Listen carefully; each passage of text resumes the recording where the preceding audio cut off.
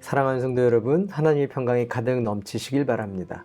오늘 우리가 함께 대할 말씀은 창세기 41장 15절로 16절에 있는 말씀입니다. 바로가 요셉에게 말하였다. 내가 꿈을 하나 꾸었는데 그것을 해몽할 수 있는 사람이 없다. 나는 내가 꿈 이야기를 들으면 잘 푼다고 들었다. 그래서 너를 불렀다. 요셉이 바로에게 대답하였다. 저에게는 그런 능력이 없습니다. 임금님께서 기뻐하실 대답은 하나님이 해주실 것입니다. 요셉의 형제들은 그를 두고 꿈꾸는 자라고 비웃었습니다. 요셉은 꿈의 사람입니다.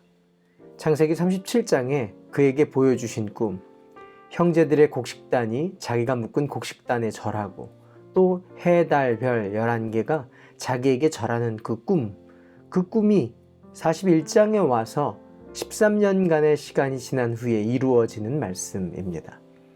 형제들에게 팔리고 애굽으로 와서 보디발에게 팔리고 누명을 쓰고 옥에 갇히게 되지만 결국 그는 바로 앞에 서게 되고 바로의 꿈을 해몽하며 해결책을 제시합니다.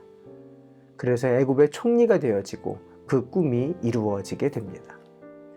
이때 요셉의 나이가 30세입니다. 그런데 성경이 주목하며 우리에게 설명하는 것은 이러한 인생 역전과 성공 사례가 아니라 요셉의 중심을 주목하도록 하고 있습니다.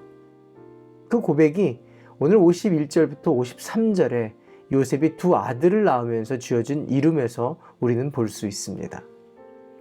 맏아들의 이름을 므낫세라고 지었고 둘째 이름을 에브라임이라고 지었습니다. 므낫세의 뜻은 하나님이 나의 온갖 고난과 아버지 집 생각을 다 잊어버리게 하셨다.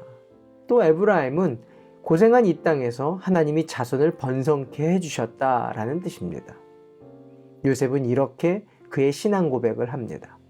하나님이 고난의 기억에서 나를 자유케 하시고 하나님이 그 고난의 땅에서 나에게 축복을 하셨다라는 겁니다. 요셉은 고난 때에도 바로 앞에 섰을 때에도 또 총리가 되어서도 그리고 자녀들을 낳았을 때에도 변함없이 그가 고백하는 것은 내가 아니라 하나님이 하신다라는 것입니다. 이것이 그를 이끌어왔고 이것이 매번 더 높은 자리로 그를 인도했으며 결국 바로 앞에 섰을 때 해몽할 때에도 이렇게 고백하는 겁니다. 저에게는 그런 능력이 없습니다. 임금님께서 기뻐하실 대답은 하나님이 해주실 것입니다. 부족하고 연약할 때 하나님을 의지합니다. 그래서 하나님이 은혜를 부어주시고 축복을 내려주십니다.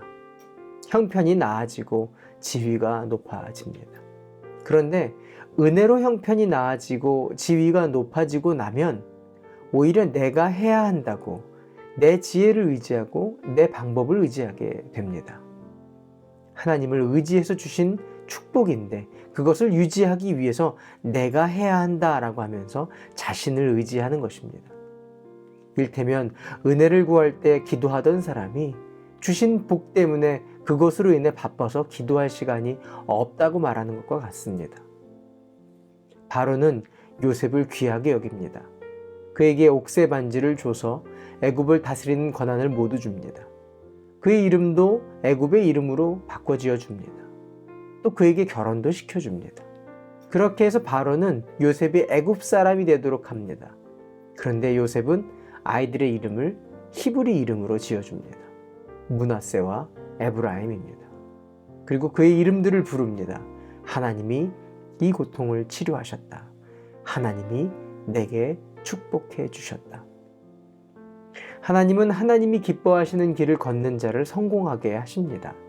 비틀거릴지라도 붙들어 주셔서 그 길을 걷는 자를 높여 주십니다. 높이면 높일수록 하나님의 백성으로 주님을 의지하며 삶의 우선이 하나님의 인도하심, 하나님의 은혜인 것을 잊지 않는 세상의 소금과 빛이 되는 하나님의 사람 되시기를 바랍니다. 기도할까요? 좋으신 하나님, 주님은 결국 하나님의 약속을 성취하십니다. 주님이 기뻐하시는 길을 걷는 자를 주님께서 사용하시는 줄 믿습니다. 이 일에 요셉과 같이 쓰임받는 하나님의 사람 되게 하여 주시옵소서. 예수님의 이름으로 기도합니다. 아멘. 오늘도 성령님과 동행하시는 하루 되시길 바랍니다. 화이팅!